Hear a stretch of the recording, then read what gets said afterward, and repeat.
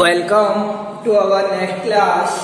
तो आज देखेंगे हम लोग कि इससे पहले क्लास में देखे थे कि सक्रिय द्रव्यमान या मोलर सांद्रता या सांद्रता बोल के आज प्रारंभ करते हैं। आगे जो है कि द्रव्यानुपाती क्रिया नियम को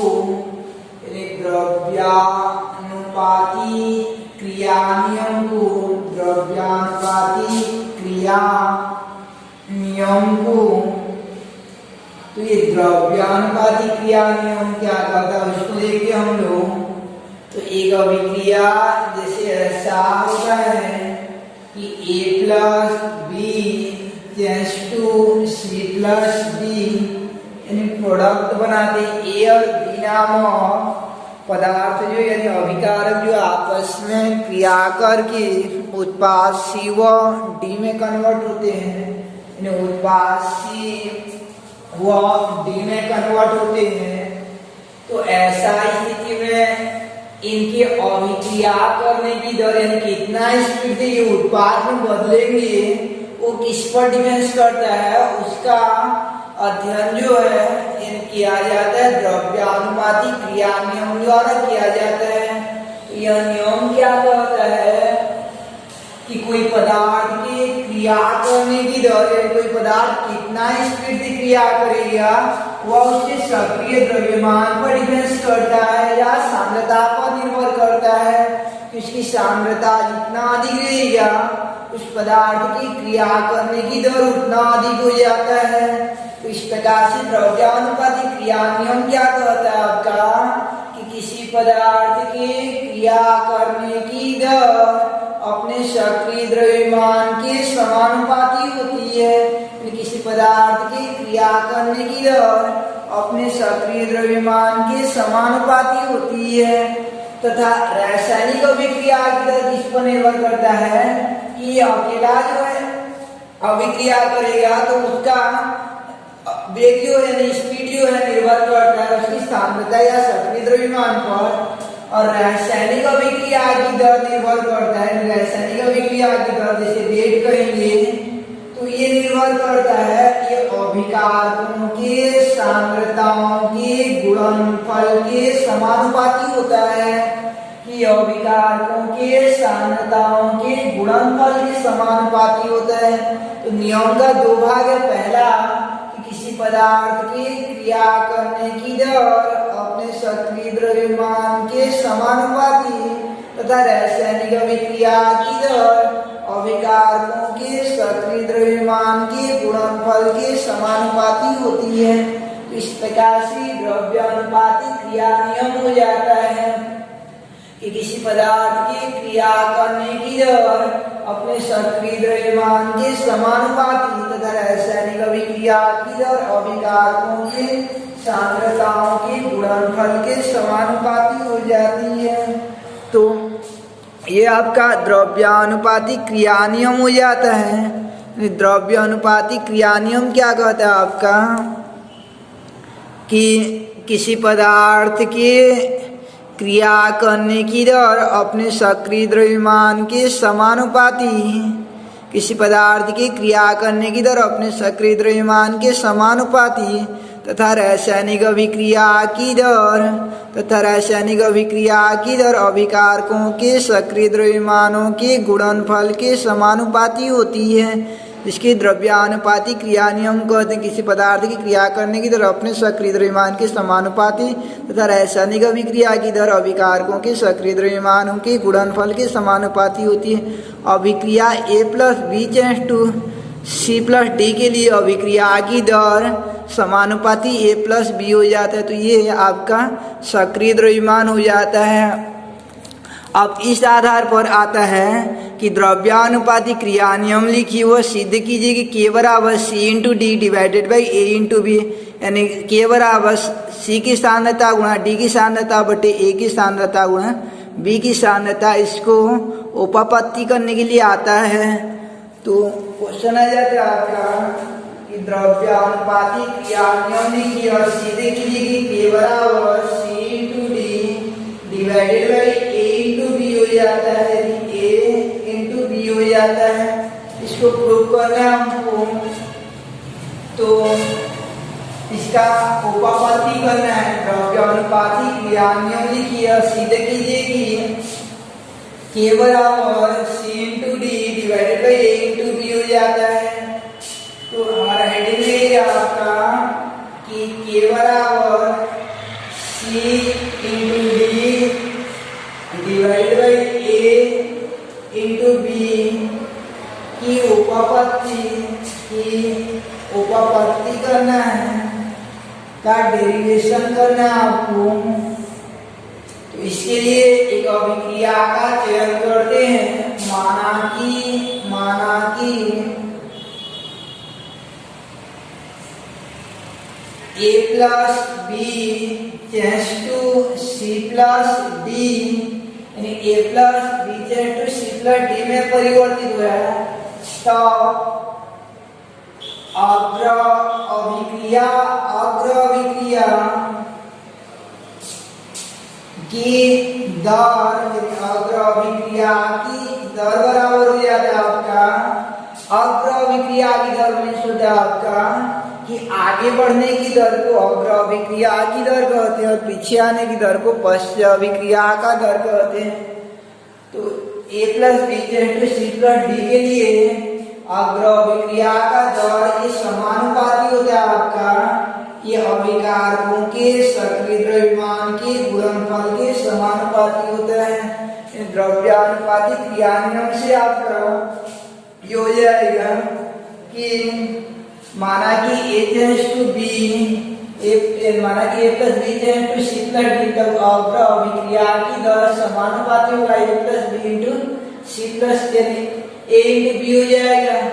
अब समानुपाती चिन्ह को हटा दे तो एक नियतांक लगता है, इसे K1 कहते हैं। तो K1 into A into B हो जाता है, जहाँ K1 बराबर हो जाता है आपका अग्र अभिक्रिया के लिए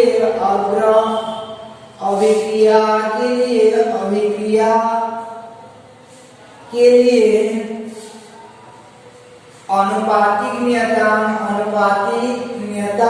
अग्र अभिक्रिया के लिए अनुपातिक नियतांक हो जाता है। तो इस प्रकार से माना कि A tends to A plus B tends to C plus D के लिए अग्र अभिक्रिया की दर समानुपाती C इंटू डी हो जाएगा द्रव्यानुपाती क्रिया नियम से। अब समानुपाती चिन्ह को हटाएंगे तो K into A into B हो जाता है, यदि अभिकारकों की सक्रिय द्रव्यमान गुणनफल के समानुपाती होता है, इसलिए अग्र अभिक्रिया दोनों की समानुपाती होगा। तथा पश्च अभिक्रिया का दर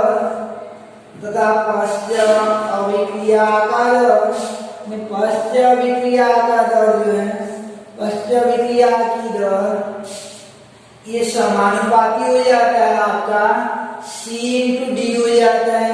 पश्च अभिक्रिया में होता है कि पीछे से, यानी इधर से राइट से लेफ्ट की ओर आना, तो राइट से लेफ्ट की ओर आएगा तो ये दोनों अभिकारक हो जाएंगे, इसलिए यहाँ पे C इंटू डी हो जाता है।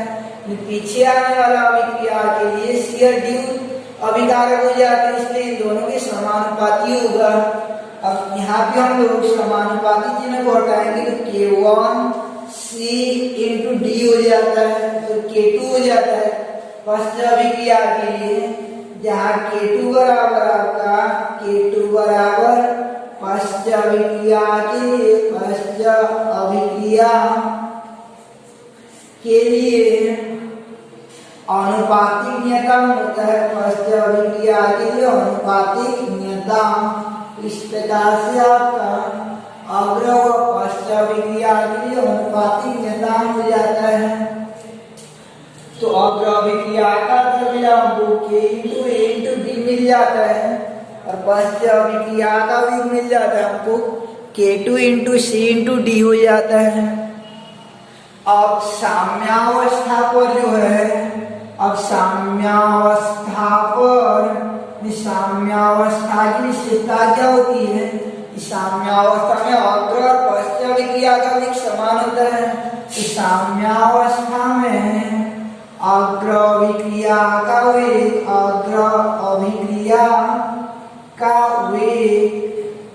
बराबर हो जाता है आपका पश्च अभिक्रिया का वेग हो जाता है, पश्च अभिक्रिया का वेग, पश्च अभिक्रिया का वेग।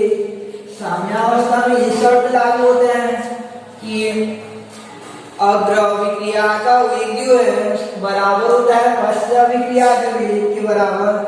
अग्र अभिक्रिया का वेग कितना है, k1, वेग या दर समान होता है, दर को ही वेग कहा जाता है, याद रखे ना। अग्र अभिक्रिया का वेग या दर कितना है आपका, k1 into a into b आ गया, और पश्च अभिक्रिया का वेग आ जाता है आपका k2 into c into d रहता है। अब मेरा काम क्या है, c इंटू डी बटे a इंटू बी को लाना, इसलिए c इंटू डी को ऊपर रखा रहूंगा और a और b को नीचे लाऊंगा, इसलिए बाएं वाला को हम लोग दाएं तरफ ले आते हैं। अब k के वाला वैसे ले आते हैं तो k इधर आ जाएगा, तो k1 बटे k2 बराबर हो जाता है c into D divided by a into B हो जाता है, divided by a into B.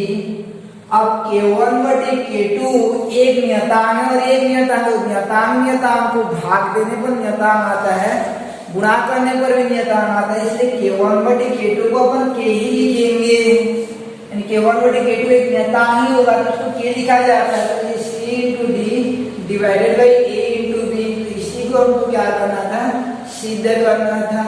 तो ये हो जाता है आपका इति सिद्धम, यानी ये प्रूव हो जाता है, इति सिद्धम, इसका उपपत्ति करना था या सिद्ध करना था।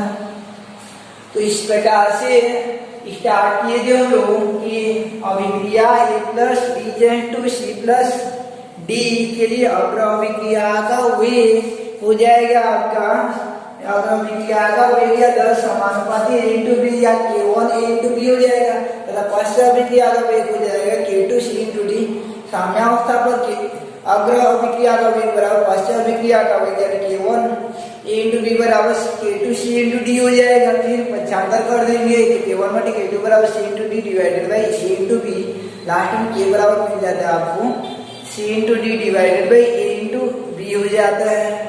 तो ये था आपका साम्यावस्था स्थिरांक, और साम्यावस्था स्थिरांक k बराबर c into D divided by a into B की उपपत्ति करना। तो क्वेश्चन आ जाता है द्रव्यानुपाती क्रिया नियम क्या है, सीधे कीजिए k बराबर c into D divided by a into B. तो द्रव्यानुपाती क्रिया नियम क्या था कि किसी पदार्थ की क्रिया करने की दर अपने सक्रिय द्रव्यमान के समानुपाती तथा रासायनिक अभिक्रिया की दर अभिकारकों के सक्रिय द्रव्यमानों के गुणनफल के समानुपाती होता है। अब कुछ नोट्स देखते हैं हम लोग, ये कुछ नोट्स जो है, अगर मान लीजिए अभिक्रिया ऐसा होता है कि अगर ये A नामक अणु के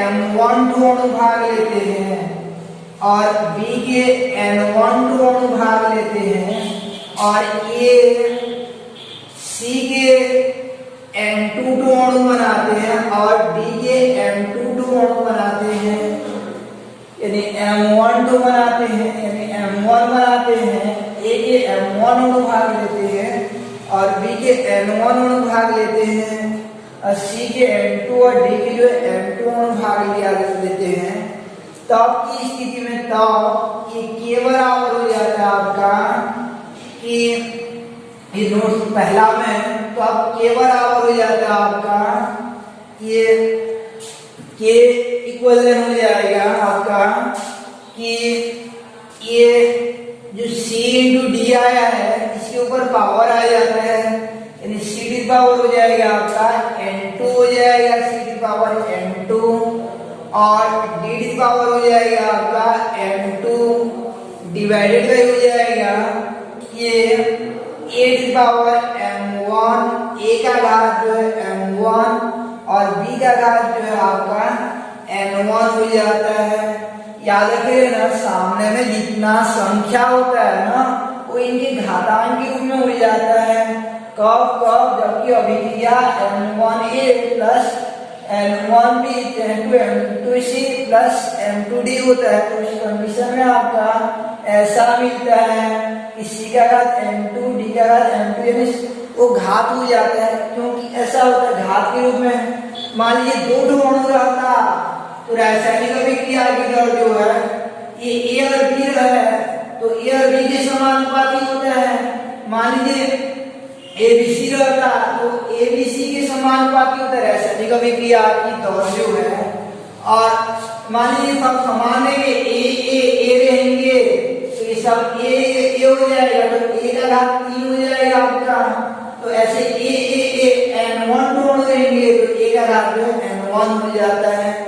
जितना टू अणु रहते हैं उतना घातांक हो जाता है। कब की स्थिति में जबकि इस प्रकार का अभिक्रिया इसको कहा जाता है के या केसी भी कहा जाता है। सांद्रता के आधार पर साम्यावस्था स्थिरांक का गणना होता है सांद्रता के आधार पर, इसलिए केसी कहते हैं।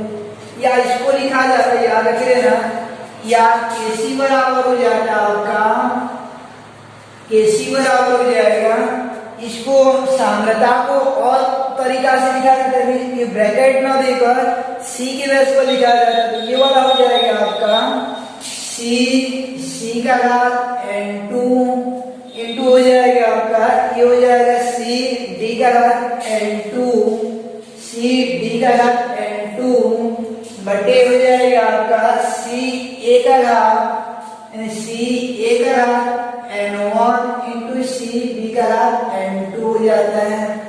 कब यानी जब ये ब्रैकेट नहीं देते हैं हम लोग तो ये सी सी लिखा जाता है उनकी बेस पर। जैसे ये n वाला नहीं रहता तो इसको लिख सकते हैं हम लोग, ये डी को जैसे लिख सकते हैं सी डी लिख सकते हैं, ए को सी ए लिख सकते हैं, बी को सी डी लिख सकते हैं, सी को सी सी लिख सकते हैं।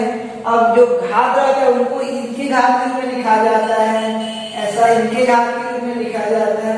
तो इसको विशेष याद रखना, इस आधार पर ज्यादा उपयोग होता है इसका साम्यावस्था स्थिरांक केसी का गणना। तो केसी बराबर हो जाता है आपका सीसी का घात n2 इंटू सी डी का घात n2 बटे सी ए का घात n1 इंटू सी बी का घात, यानी ये आपका ऊपर में है n2 m2 है, ये n2 और ये m2, ये n1 और ये m1। तो इस प्रकार से आपका ये साम्यावस्था स्थिरांक केसी का मान हो जाता है कि इनका जो घात रहता है वहां पर भी घात हो जाता है। अब दूसरा है कि अभिक्रिया का ये ऐसा रहेगा कि m1a plus m1b tends to n2c plus n2d में, यानी अभिक्रिया गैसीय रूप में हो, यानी गैसीय अवस्था में हो तो याद रखना गैसीय अवस्था में होता है, ये ए बी सी डी सब गैस के रूप में है। तो ये केसी को कहा जाता है आपका, केपी कहा जाता है, दाब के आधार पर गणना की जाती है प्रेशर के बेस पर। तो ये सी सी जो है चारों से उनकी जगह पी हो जाएगा, पीसी का घात n2 और पी डी का घात n2 divided by P A का घात n1 और पी बी का घात n2 सॉरी m1 हो जाता है। तो इस प्रकार से अगर गैसीय रूप में रहते हैं तो अंतर क्या रहता है आपका, साम्यावस्था स्थिरांक को केपी कहा जाता है, जिसका मान जो है आपका ये सी जो रहता है इनके प्लेस पर हो जाता है पीपी हो जाता है। इस प्रकार से साम्यावस्था स्थिरांक केसी व केपी का वैल्यू हो जाता है। इन दोनों को अच्छी तरीके से याद रखे रहना। जैसे आपको बोला जाएगा एग्जाम्पल के रूप में कि ये n2 plus ds2 tends to 2n3 के लिए साम्यावस्था स्थिरांक केसी लिखिए बोल के।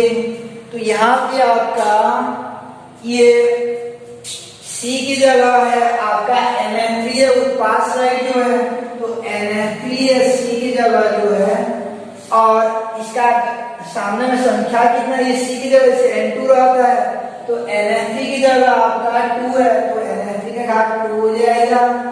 अब B की जगह कुछ नहीं है तो B वाला नहीं लिखेंगे। अब A की जगह क्या आपका, A की जगह है N2, A की जगह है N2 अब N2 का घात, ये N2 का घात कितना होगा, इसके सामने जो संख्या 1 है तो घात को डालने की आवश्यकता नहीं होती है।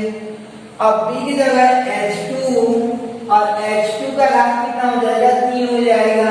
यानी जो M1 N2 रहता है उनको घातांक के रूप में लिखा जाता है। तो याद रखें ना, समीकरण में अगर सामने में संख्या रहता है तो उनको घातांक के रूप में लिखा जाता है। तो इस प्रकार आप देखिए हम लोग साम्यावस्था स्थिरांक Kc व Kp, कल देखेंगे आगे की साम्यावस्था स्थिरांक Kc व Kp में संबंध।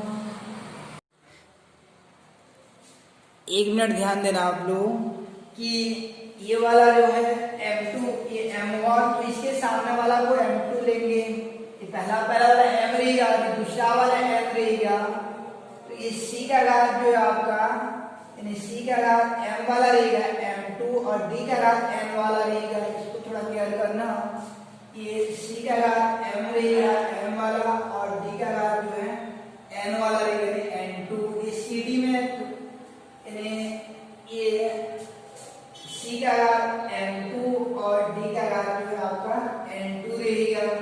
केवल इतना तो क्लियर करना था कि इसका पहला वाला M तो इसका पहला वाला M और इसका पहला वाला M तो इसके पहले वाला M, और इधर 1 1 और इधर 2 2 लिया जाता है।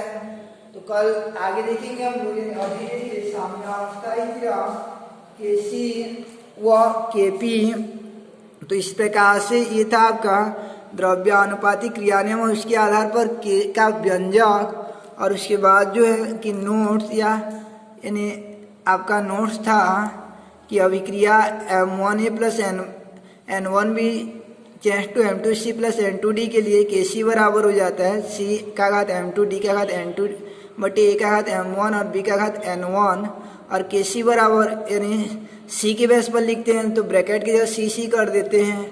यदि अभिक्रिया गैसीय अवस्था में होती है तो C की जगह आपका P हो जाता है। कल देखेंगे साम्यावस्था स्थिरांक Kc व Kp में संबंध।